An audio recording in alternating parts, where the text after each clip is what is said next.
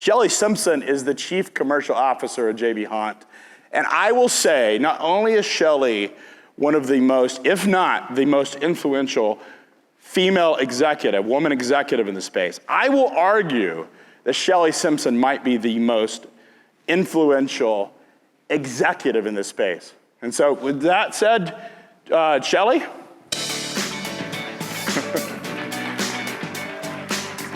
Appreciate you. Hey, good morning. So thankfully we timed that right. I wasn't sure how the awards would go, but thankful for how that went. I felt like today I should spend some time helping us think about where we're at as an industry and where I feel like we should be. And then as an organization, how do you think about it uniquely for your company, your customers, and also for your people? And so I'm going to walk you through what I'm calling pedal to the metal. You know, so many people, in my current role, I get the opportunity to speak to people on Wall Street. I speak to our customers, also get the opportunity to talk to employees. But one of the most common questions that I get asked is, what makes you think that this industry is going to transform? And my answer is, it already is happening. It's not a matter of will the industry transform or not. Actually, the industry is moving through what I will call a revolution.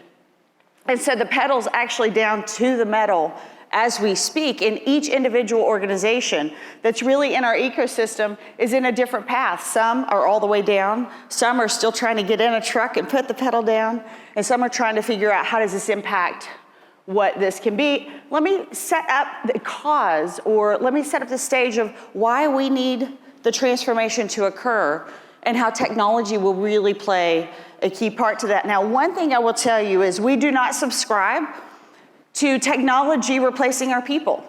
We actually do believe it is a relationship-based business, but we do think that technology will create speed. It will create speed for all of us. It will speed up the supply chain, but it'll also speed up our relationships, because the simple tasks that really isn't the most fun parts of any of our jobs can be moved into automation from a technology perspective. But if you just go back and look at our history and what's happened inside this space, you really have to go back to deregulation, when there was really a lid on the number of carriers that could really participate in haul freight here in the US. The change in deregulation really started a change specifically for J.B. Hunt, for many of you in here as well, changed the speed at which we were moving. And so you saw a 10x movement on number of carriers that could actually start hauling freight inside for a customer. We continued to move forward as an industry, and I would say we did a pretty good job transforming since the internet and Google were launched. It took us about 7 years to really move into a load board. So the industry is not as far behind as what some might think. So we moved into a load board scenario while carriers continued to more than double inside the space. Moving forward, you see intermodal then start to become widely adopted really by our shippers, transportation providers, and then even on the dray side in total. But this really caused a huge need for an aggregation, because we continued to grow from a carrier community perspective and moved to over 700,000 carriers. And the need for brokers emerged even more. It's why we have such a fragmented brokerage community of 16, 17, 18,000 brokers. So not only is the carrier community very fragmented, so is the brokerage community fragmented as well. But you can see the aggregation that was needed to really pull together that small capacity into something much larger. And then we fast forward to where we are today. Brokerage took off, and now we are at over 1 million carriers that can actually transport goods here in the US. So moving from 20,000 to 1 million, we do have to have something different. You know, you think about what happened from a technology perspective. At the exact same time from technology, we started moving inside this space from a timeline perspective. As you can see, each touch point that happened when the internet went to 100 million users, when brokerages did start working on digital, I wouldn't say it's the same digital transformation we're doing today. I hear that a lot when people say we've done digital forever. I do think we've been connected with our shippers and some of our carriers in some digital ways, but we're talking about a complete transformation and a complete revolution. That's a totally different view, a totally different idea. And the ones that have already done some digital work will be at a great advantage to be able to do that. But you look on the right-hand side, and this is what really has changed where we're at inside our industry. Unlike what happened in the retail sector that really hit at the heart of every single person that's sitting in here, we started shopping differently online. We became ourselves, we became experts on how to shop online. So now that would be a very odd question for us to ask, how many of you shop online? That's very common. But it then started training even our drivers. So you think about the fragmented community that's happening outside for drivers, even drivers started getting trained on how they can purchase goods as well. And when you moved into 2016 and 77% of the population had smartphones, it changed because it changed a phone from being a talking device to actually becoming a connected device, a device that they could use as a supercomputer in their pocket, that they could do something different with. And that's when you really started to see so much tech emerge. When people started thinking about, wait a minute, there's a different way that we can move goods here in the US.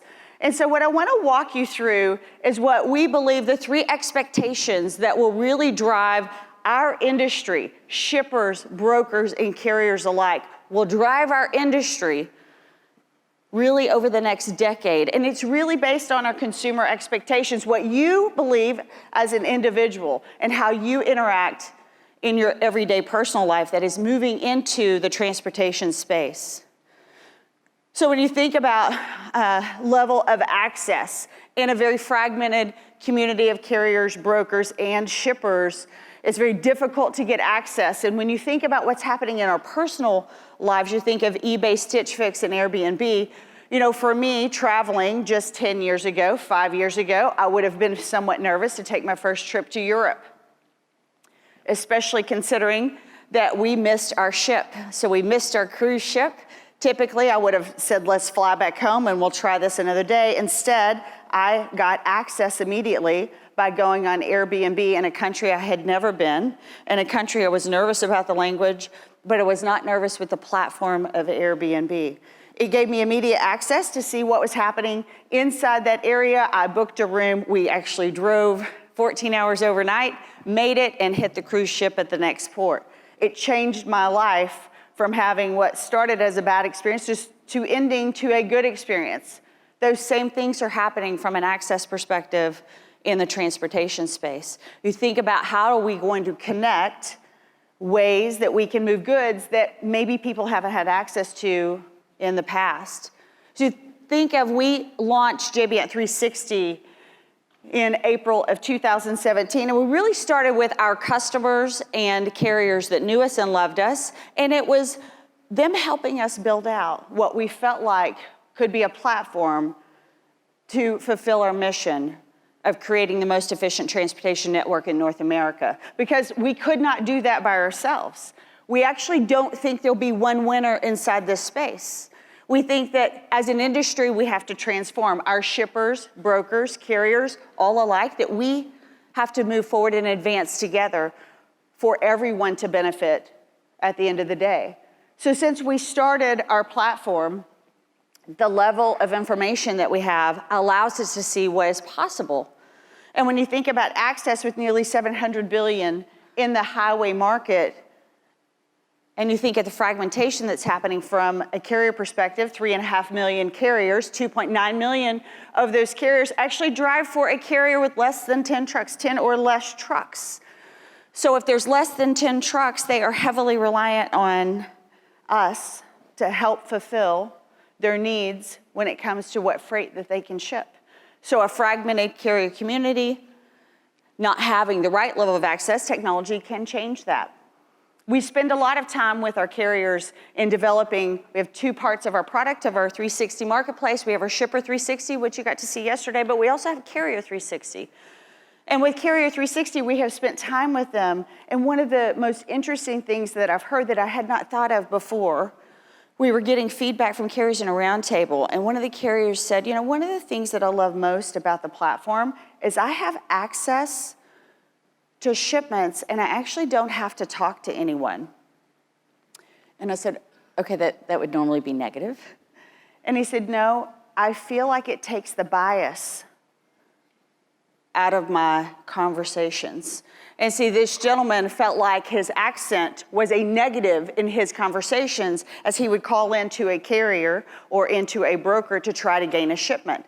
But it allowed him access and a level of trust that he had not had in his previous experiences. So he had to be very careful who he would speak with. And I think about the restricting of access that happens when you actually do phone calls. It's a one-to-one or one-to however big your Rolodex is. Now it's many-to-many, and the level of access and information that can transpire is completely different. And then, as many of you know, we are big in something called intermodal. And what we see by doing $84 billion in bids every single year is there are 7 to 11 million shipments moving on the nation's highways that should not be moving on the nation's highways. But the problem is there isn't access. There's not access to shippers. There's not access to the carrier community. There's not access to the equipment to make that very seamless and make that experience a very similar experience or even better than their experience today over the road. So that changes what happens inside our space when we start giving access through technology and information across the board, not just from a trucking perspective. You know, I loved yesterday, we spent a lot of time looking at the demos. I saw nearly every demo, and I love the transformation that every single one of those companies are going through. I thought this is exactly what we need. I get questioned a lot. What do I think about the digital-only platforms? And I have said, I think they're very good for our industry. It makes our industry think differently. It makes our industry have to get better. Our customers want more, our people want more, and frankly, our carriers want more as a community. And so for me, as I think about access will be something that will be immediate. It'll be so immediate that it will be very similar to the way if you had something right here in Chicago and you needed, and you had a couple of days that you might go online and actually have that happen without thinking about, I'm not familiar with Chicago, I'm not sure where to go. You would think about making a transaction very similar to the way the access will be from a transportation perspective. The second component that we think consumers are changing, and so it will change inside transportation, is around transparency, and we are a huge believer in transparency.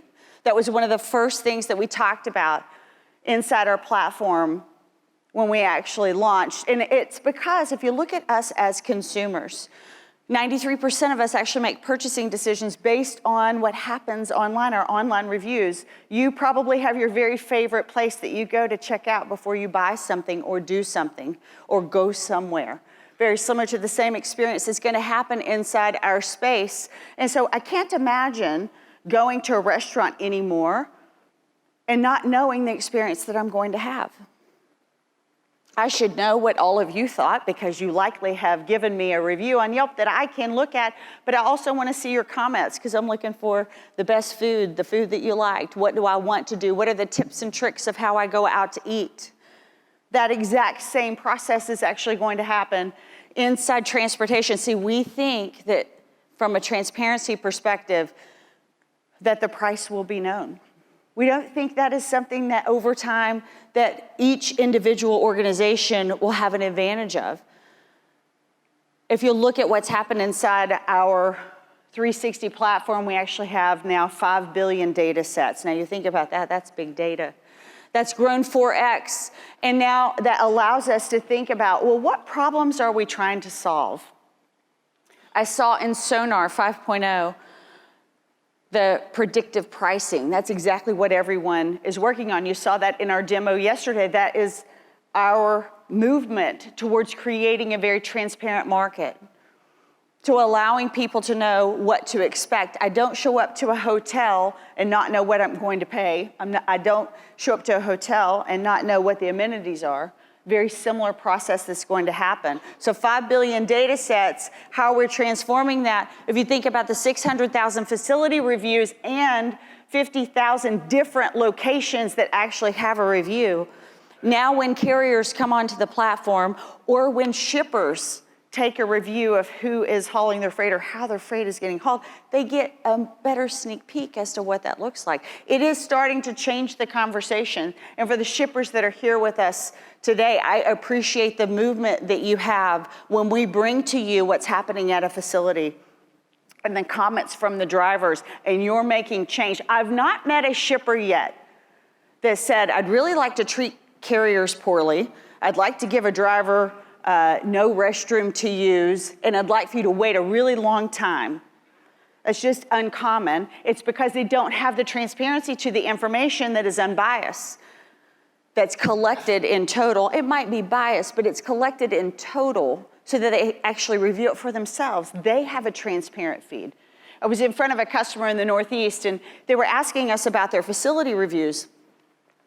And he said, "Could I see those reviews?" I said, "Well, we can get those for you right now." And he said, "Well, actually, I'd like to see the comments." I said, well, give me a day to bleep out the 4-letter words, and let me send that to you after that. And he said, "No, that's the point. I want to see everything as raw as you have it, transparently, because I know that this facility is an issue for us. And I want to take this to our head of warehousing to help them understand the impact this is making." See, that's what's going to happen from a transportation perspective, is the level of information that is then getting shared. People will take action. It's not to share information so that we do nothing with it. It's so that we will change what's happening in the industry.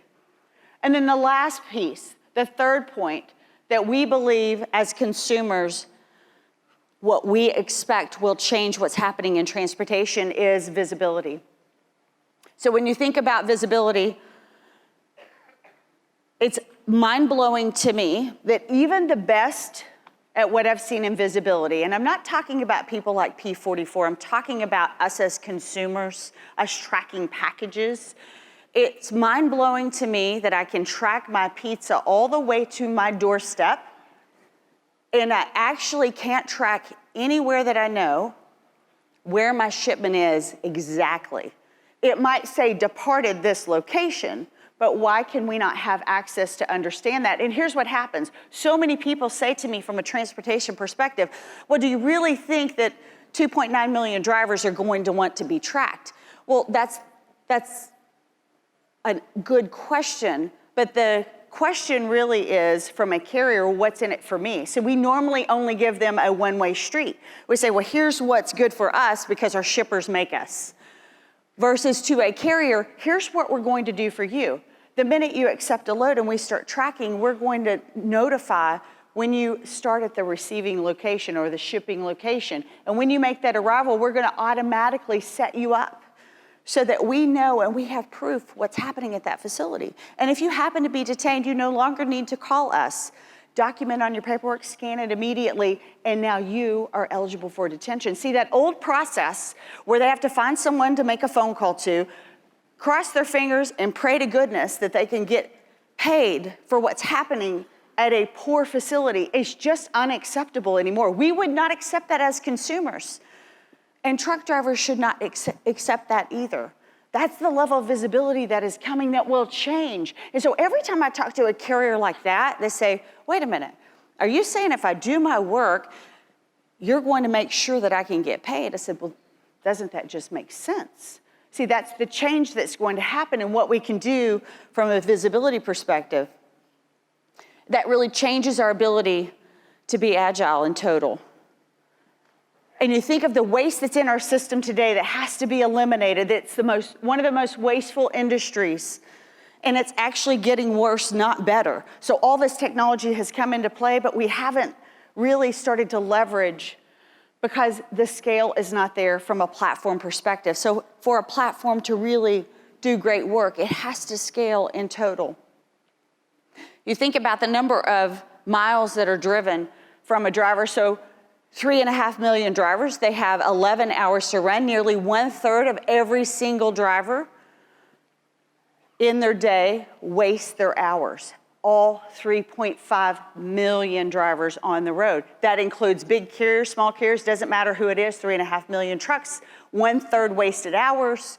See, it's not a problem. We don't have a driver shortage. We have a shortage of information. We have a shortage of visibility to understand where the waste is occurring. We did a 2014 white paper and really articulated the 660 minutes that a driver has to run. And in that 660 minutes, we broke down the pieces to it that we could actually attack from a technology perspective, and that created our technology roadmap. Because we believe, as an industry, we can give drivers back at least one more hour to drive. And if you did that, we would have a 13 to 14% increase in their pay, a 13 to 14% increase in number of trucks available to haul shipments, and the customer wins at the end of the day. So there's really no loss in that scenario. The level of empty miles that are traveled at 1.7 billion empty miles, nearly 17% of all shipments, is wasting $3 billion inside this space. Something has to change. This is the reason for change. You see, if you actually meet a truckload driver, they love to run the nation's highways. That's what they love to do. They don't want to be good negotiators on the phone. They don't understand Chicago if they're not here on a regular basis. They don't want to deal with the hassle of what happens today. It's very similar to our old experience 10 to 20 years ago as consumers move forward to the new way. See, us as shippers, transportation providers, carriers, we have to come together and we have to say, how are we going to change the industry together? What is my part in what that looks like? And data, technology, creating access, visibility, and transparency really will be what we have to move forward as an industry. And you see, everything I just talked about, the differentiation that we've all experienced. Listen, I've been with the company for 25 years. I have seen tons of transformation inside our own organization. But what we have seen is the change that will occur will mean that we will have to focus at the end of the day on the experience that people have. That will be the differentiation between the companies that are really great and companies that are working to be great. It's what level of experience do you have for not just customers, but also for the vendors that you interact with and also for your people. You see, that's our biggest focus as an organization over the next 10 years is the experience that people have. And I thought it would be good for me to walk through in my last 7 minutes what we did as an organization to really work on that transformation. And I will tell you, we're not done. It is very difficult to take a legacy organization that is great at what they do and change a mindset in something as big as this idea. Because when you try to financially model out what's going to happen, it's very difficult because it's never happened before. But it's exciting when you can take an organization through what we call the cycles of innovation. And our very first cycle of innovation for ourselves was really our theme, Disrupt. When we launched J.B. Hunt 360 Marketplace, we actually took our entire organization that month through our theme of the year of Disrupt. Now, for some people, Disrupt makes them very nervous. It can be a very negative viewpoint. But for us, we wanted them to embrace that we were going to be disruptors and we are getting disrupted.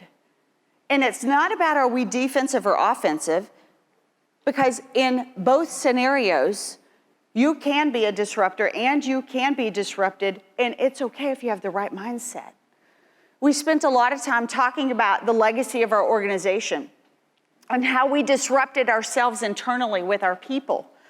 We disrupted the thought process that every single shipment had to move over the nation's highways. And we said, we're going to change that. We're going to challenge that in the industry. And we're going to move into the most efficient way to move goods. It's one of the biggest reasons that you saw Mark Brewer talk about that we will be a multimodal digital platform. Because this isn't about digitizing brokerage. See, that's the miss. It's actually about transforming and revolutionizing the way goods move in the US. It is about creating the most efficient transportation network in North America. And to do that, you have to be completely agnostic at the way shipments move in total. And that's what we took our team through. And listen, that wasn't a 1-month theme for us. We have spent the last 2.5 years helping people understand that it's okay, your job's gonna be disrupted, but here is what your job can look like. Our customers are being disrupted, here's how we can help them. We're going to go disrupt, here's what it means to you. We spent a lot of time on that. And listen, at an individual level, we moved to the second piece of innovation, and this really started to change for us really late last year, and that was really adapt. It was a call to action for our people to really adapt at an individual level because we all move through change totally differently. Some of us love to be on the cutting edge. Some of us love to stay to what we know is right and true. And neither one of those are right or wrong. Just because you're a late adopter doesn't make you wrong. You're only wrong if you never adopt. If you can't adapt, if you can't move forward. That was a call to action for our people. We are being disrupted and we are disrupting. We are at the forefront of being a disruptor. But you have to adapt at an individual basis, and this is something you can take your teams through. How do you think about adapting at an individual level? We spent a lot of time organizationally in our fireside chats, in one-on-ones, in big group settings, talking about that we as individuals, as a leader, that we were still adapting, and I'm still adapting. I still have to think about, wait a minute, I want to take all the great things of my 25 years history, and I want to keep all what's really great, but I want to adapt to where we're headed and move forward. And putting those two things together could actually create so much better for our people, for our customers, for our carriers. And that change started to occur in the third cycle for us on innovation, and probably the most powerful part of our cycle, we are just now starting as an organization, is what we call accelerate. So for us, when you can really embrace that it is a disruption that's happening, and you are disrupting too, and you adapt at an individual level, you can then start to unleash the power of your organization, because your people will become the ambassadors of the change that you are looking for. So I would much rather it be more than me on the stage. I really want the 1,500 people that are right now tuning in from J.B. Hunt to be the ambassadors. Actually, I want the 30,000 employees in our company to understand that we're disrupting, they're adapting, and now we can go accelerate. It starts to open your mind as to what is possible. It keeps you from saying, who's coming to get me? You move past disruption. Who's not adapting to saying, what is possible? How can we really solve for our customers better? How can we do something different so that our employees don't just like coming to work, but they love coming to work? They love to serve our customers. They love to serve each other. They love to serve the carriers in which we do business. See, that's the change, but as a challenge, you'll then get back in that same cycle and you'll go back through it again. So see, it is a full moving cycle. You will constantly be thinking about disrupt, adapt, accelerate. Disrupt, adapt, accelerate. Every person will uniquely be in a different spot in that innovation cycle, but I challenge you in your organization because of the need in our industry to really transform and revolutionize the way goods move here in North America. I challenge you to put this process into place. Put your own process into place. Let your people not be scared of what's happening in our future, but be excited about what our possibilities are. When I can talk to a driver, I talk to an employee, or I talk to a customer about this very thing, I have nobody that's not excited. Everyone gets excited about what is possible. So when we can think about taking waste out of the system, when we think about making it a better experience, reducing expense, all of those things are good things in our entire ecosystem. It takes all of us. Listen, we're not the only company that has great ideas. Every single person in this room has really great ideas of how you will disrupt, adapt, and accelerate in your own organization. But our key theme in our industry is how do we think about, together collectively, with what your expertise is and what our expertise is, how do we create the most efficient transportation network in North America? And when we do that, our pedal will be all the way down. And the revolution will actually be realized as an industry. Thank you.